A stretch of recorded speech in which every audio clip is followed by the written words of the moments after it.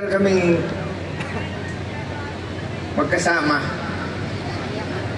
Alam nyo, higit pa sa tatay ang turing ko sa kanya. 1998, una po akong nanilbihan sa kanya.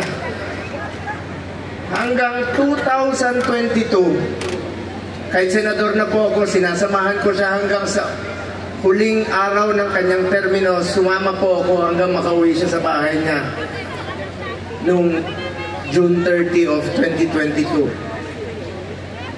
Alam ko yung hirap na niya. Halos hindi na nga makasuot ng medyas. Sinong magme-medyas sa kanya doon?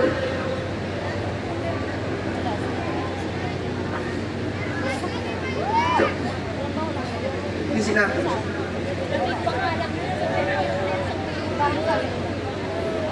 Alam nyo, nakausap ko kaninang madaling araw si Attorney Mijaldea pagkatapos ng hearing nila at saka si Ma'am Manilet. Kaya siya ganon siya magsalita.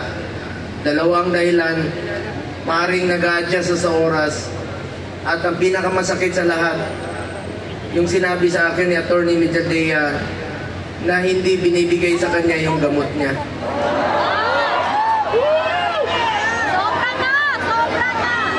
Alam niyo ba, hindi nga niya alam kung ano yung gamot na iniinom niya. Binibigay sa kanya ng nurse niya.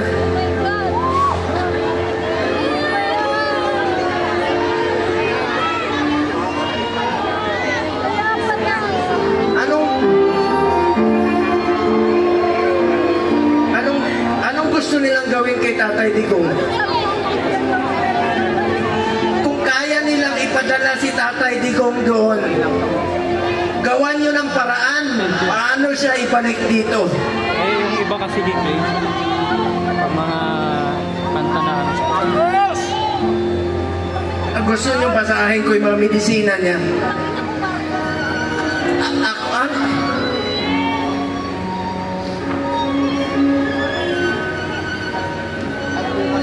Minsan nagtitwitch yung kamay niya, sabi ni Bingbong kahapon.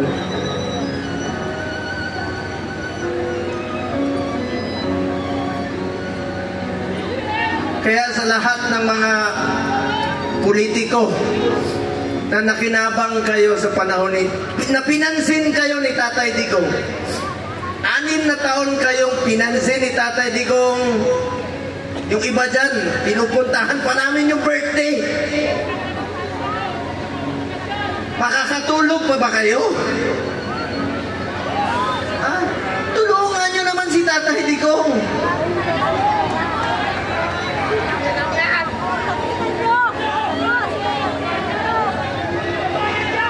Alam nyo,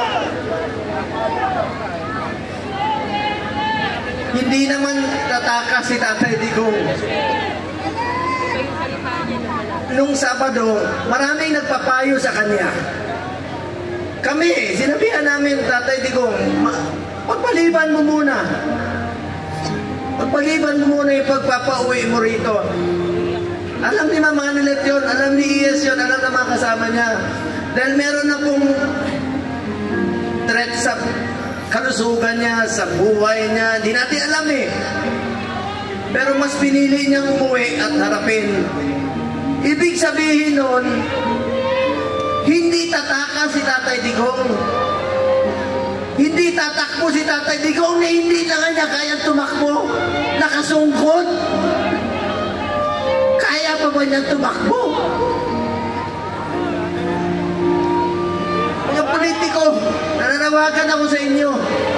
Pinansin namin kayo sa 6 na taon, hindi namin kayo pinabayaan. Tulungan niyo naman Tatay Digong. Tulungan niyo naman. Nangungulila lahat. Alam nyo, hindi, pagdating niya, ako mismo, meron na akong pass para sunduin kasama ko yung 3 doktor niya. Then schedule po siya magpa-check up sa Cardinal Santos. Then, bagamat since 2022, di na kami alam niyo, 1998, 2022. Halos araw-araw kami magkasama. 360 days out of 365 days magkasama kami. Noong 2022, may trabaho na po ako bilang senador, hindi na ako nakasama sa kanya. Pero hindi ko po pinapabayaan yung medical niya dahil yun po ang pinangako ko sa kanya hanggang sa pagtanda niya, hanggang sa kamatayan niya, hindi ko po siya iwanan. Lalong-lalo na po sa medical. Alam niyo, nakaraang 4 na buwan, monthly siya nagpapa-check up. Yung dinidrip po siya. You may check with the doctors. I-check niyo sa hospital. Sinasamahan ko siya doon, dinidrip siya para umaba ang kanyang buhay. Scheduled sa March 12. Pero ngayon, pati gamot ipagkakait. Sinong mananagot niyan pag may nangyari kay Tatay Digong?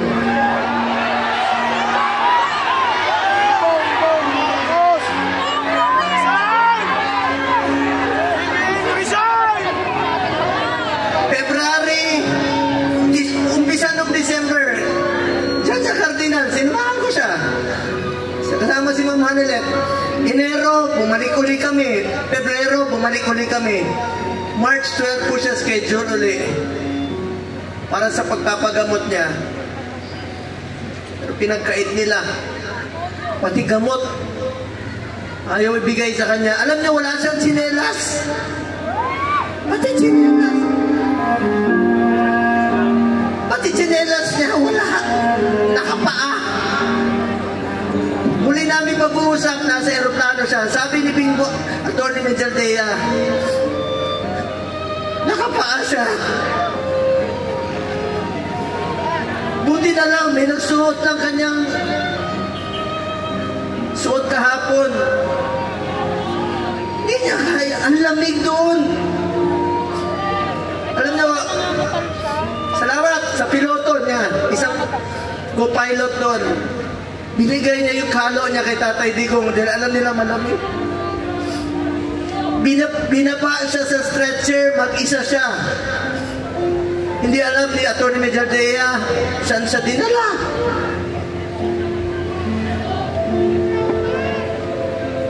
Alam ko nangungulila kayo, nakausap ko si Kitty kahapon. Alam niyo, bilib ako kay Kitty. Sa murang edad na 20, dapat hindi siya kasama sa politika. Dapat nag-aaral siya ngayon. Pero sinama siya sa dumi ng politika.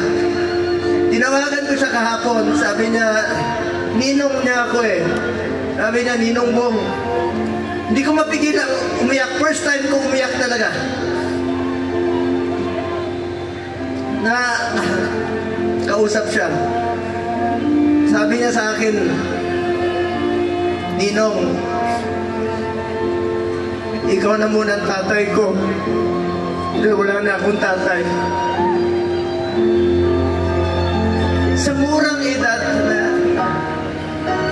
Pero matapang si Kitty ha. Sobrang tapang ni Kitty. Sabi niya, Ninong, be strong. Be straightforward. Ito yung panahon na magkaisa ang Pilipino. Magkaisa tayo para kay Tatay Digong. Nakikiusap po ako, manghinahon po tayo. Huwag po tayo gumawa ng bagay na ibabalik sa atin. Mga Pilipino, magkaisa po tayo para kay Tatay Digong. Importante muna ang kalusugan, kaligtasan, at kalayaan ni Tatay Digong. Alam ko mga politiko, nakikinig kayo. Konsensya naman kayo. 6 na taon kayong minahal ni Tatay Digong. Pinansin kayo, minahal kayo, pinaglingkuran kayo. Sana naman, huwag niyo na mangayaan. Sabi ko nga, makakatulog pa ba kayo sa gabi? Nakikita niyo si Tatay Digong ngayon doon. Sipin niyo, September. 6 na buwan. 6 na buwan. Kakayanin 6 na buwan ang pag-aantay niya. Kung tayo nga, maalala ko nung presidente siya, marami kaming pinauwi na OFWs. Sa totoo lang, ako mismo, sa Bahrain, meron isa dyan na sentensyahan po ng death sentence.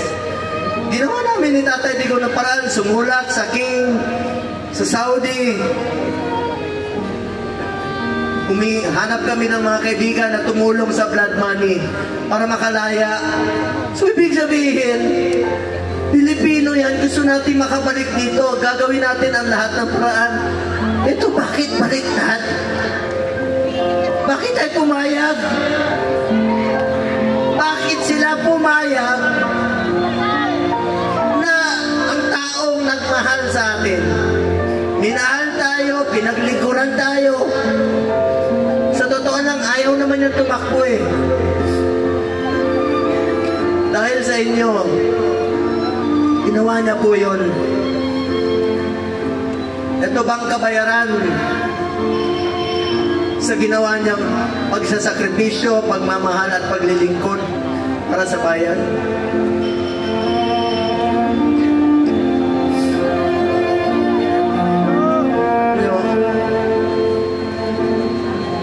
Mga kababayan ko, tulungan tayo na ibalik si Tatay Digong. Alam ko nangungulila kayo. Alam ko maraming Pilipino halos hindi makatulog. Hindi tayo makatulog. Ano na, marami ako narinig. Yung iba, kahit hindi natin kasama sa politika, marami nagtitext sa akin, hindi nila matanggap na